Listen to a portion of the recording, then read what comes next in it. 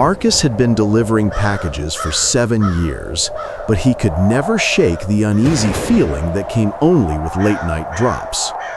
Tonight was different. The address blinking on his scanner, Hawthorne Lane 13, wasn't a place he recognized, even though he'd driven this part of town hundreds of times. Fog smothered the road ahead like wet cotton. As he turned onto Hawthorne Lane, every house looked abandoned. Porches rotting, paint peeling, windows fogged from the inside. But number 13 stood out. Its porch light flickered weakly, as if struggling to stay alive. Clutching the small cardboard box, Marcus stepped out. The air felt heavy, like someone was holding their breath behind the fog. He walked toward the door. He didn't knock. The door creaked open on its own, and from the darkness, a whisper slid out. "You're late." Marcus froze at the voice. It sounded old, too old, and yet too close. He forced a shaky breath and called out, "Hello? I have a package for this address."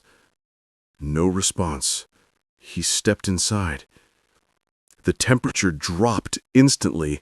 The floorboards groaned under his weight, and the hallway stretched unnaturally long. Portraits hung along the walls, each one showing the same pale-eyed family, except their heads were turned toward him, no matter where he stood. The whispering returned, soft, circular, behind him, above him, inside him. At the far end of the hallway, a faint glow appeared, like candlelight. Drawn to it, Marcus moved forward. When he reached the open room, he froze.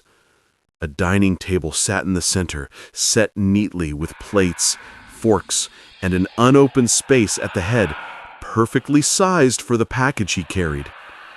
A chair scraped across the floor by itself.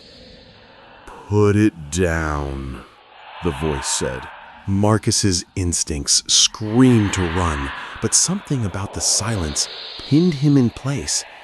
He set the box on the table. Immediately, the candles flared tall and blue. The tape on the box began to peel itself open. Inside wasn't an object, it was a photograph.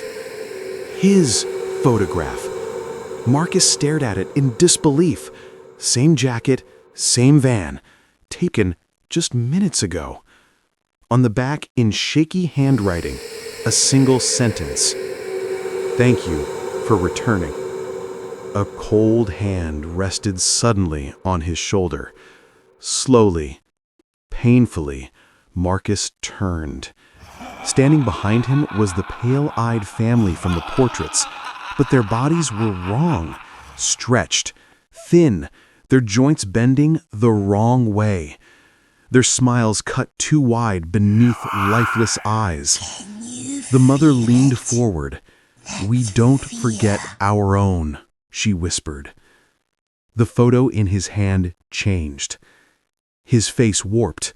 His eyes turned pale.